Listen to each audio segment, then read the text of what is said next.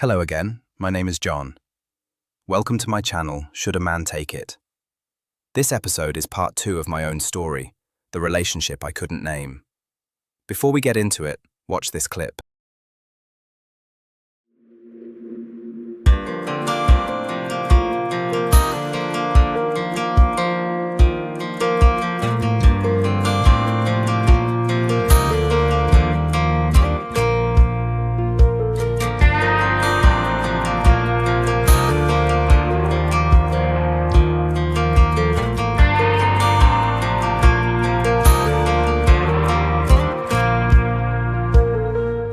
Last time, I told you about the loud one.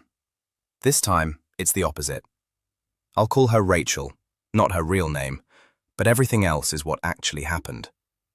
We met while I was going through the divorce from the first marriage. Where that relationship had been loud, this one was almost the reverse.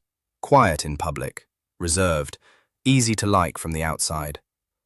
It was only once the door was shut that a different version of her showed up. This is the relationship that took me the longest to actually name. Longer than the loud one, if I'm honest, because nothing about it looked like what I'd been taught abuse was supposed to look like. We didn't know each other before, but we had mutual friends, and word travels. She already knew a fair amount about what I'd been through. There was nothing that set off any alarm early on, no dramatic gesture, no love bombing I could point to later. If anything, that was part of what made her feel safe after everything before.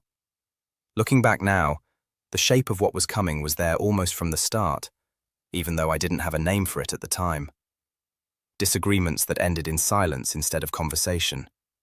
In those early years, that silence would last a day, maybe 2, before things warmed back up again. As the years went on, the quiet days started outnumbering the talking days, until silence became closer to the relationship's default setting than conversation ever was.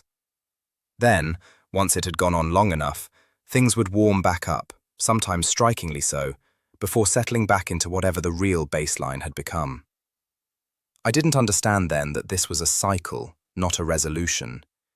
Each reset just brought more time before the next one. Underneath that cycle ran a steady undercurrent of criticism, and a way of contradicting my own memory of events, often enough that I genuinely stopped trusting it at times. This is worth naming plainly. That's a form of psychological abuse, sometimes called gaslighting, being made to doubt your own memory or perception, on purpose, until managing someone else's version of reality feels safer than trusting your own. Her moods could turn with little warning, and it always felt safer to adjust myself around whatever mood had arrived than to ask why. We built a life together and had 3 children. To anyone looking in, it looked like an ordinary family. What I actually experienced, most days, was closer to invisibility, going through the motions of a partnership without much warmth behind it, then pulled back in just enough to keep me from ever fully walking away. And the load at home wasn't shared evenly either. I worked full-time and still handled most of the school runs and the day-to-day logistics of raising our children, while she pursued her own commitments. I told myself, for a long time, that this was just how our family worked. It took me a long while to see it as part of the same pattern as everything else. If there's one word for what that relationship actually was, it's insidious. No single day was dramatic enough to point at and call abuse. It was the accumulation that did the damage, slowly enough that I kept adjusting to a new normal without ever noticing how far the normal had shifted. There wasn't one single moment that ended it, more a slow accumulation of years where I felt like a fixture in someone else's life, rather than a partner in a shared one. Earlier this year, I reached the point where I couldn't keep telling myself it would change, and I filed for divorce.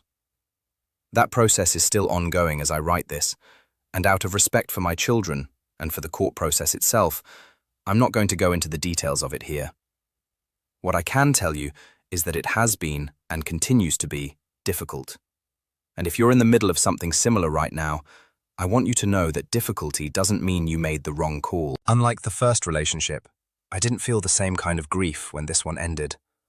Some part of me had already been grieving it for years before I acted.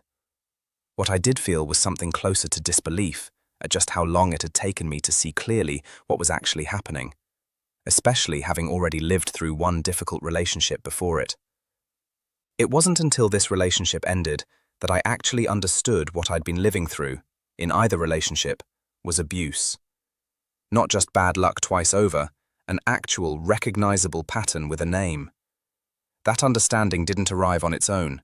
It came from sitting down afterward and properly researching what I'd experienced, piece by piece, rather than just trying to move on from it. I've come out the other side of it with a much sharper sense of when something is genuinely off in a relationship, something I didn't have at all going into either one. I want to be careful here, because this section isn't about blame, not mine, and not yours if you recognize yourself in it. But it's worth asking honestly, why does a pattern like this happen twice? Often it traces back to something learned early. A lot of men who grew up needing to read a caregiver's mood before they spoke, just to keep things calm at home, carry that same skill into adult relationships without ever choosing to. It's not a flaw. It's an adaptation that made sense once, in a different context. The problem is that a partner who needs managing can quietly lean on exactly that skill, for years, without either of you ever calling it what it is. If you notice you're the one always reading the room, always adjusting first, that's worth naming honestly, not as something wrong with you, but as a pattern worth understanding, so it stops running on its own. Here's the one thing actually worth taking from this, beyond the story itself. If you're living with someone who goes quiet instead of talking, the instinct most men have, chase the silence, demand an explanation, apologize for something you can't even identify, tends to feed the cycle rather than break it. Here's a response that doesn't. The next time the silence starts, resist both the urge to chase it and the urge to disappear into it yourself. Instead, name it once, plainly, without accusation. Something as simple as, "I've noticed you've gone quiet. I'm here when you want to talk." And then go back to your own day. Don't repeat it. Don't escalate it into a bigger conversation. And don't follow it with an apology for something you haven't actually done wrong. Two more things worth knowing. Don't try to win the silence by matching it. Going cold yourself just turns it into a contest over who can hold out longer. And don't tell her what you think is really happening. Even once you've recognized the pattern clearly yourself, naming the tactic to her face rarely produces the moment of clarity you're hoping for. It just hands her fresh material to work with. I've told you this story as plainly as I can, and I've left plenty out on purpose. Some of it because it's still not fully mine to tell right now, and some because the broad shape matters more than every specific detail. Thinking back to that opening scene, the warmth that switched off the second the door closed, the silence that stretched a little longer every time, the moment my own memory got quietly rewritten in front of me. If you're living through something with that same shape, more absence than conflict, more confusion than drama, I want you to know that doesn't make your experience less real, and it doesn't make you foolish for not having named it sooner. And if you recognize something of yourself as the one going quiet, or the one whose warmth only ever seems to return once a point's been made, that's worth sitting with honestly too, not with shame. Before you go, I want to tell you why this channel exists. I've been in 2 relationships, 26 years combined, with 2 women who both hurt me badly. One whose narcissism was loud and impossible to miss. One whose was so quiet it took me years to even see what was happening. This series is built mainly for men over 40 who are living with, or have lived through, a relationship with a narcissist, though if any of this sounds familiar to you, whoever you are, you're welcome here too.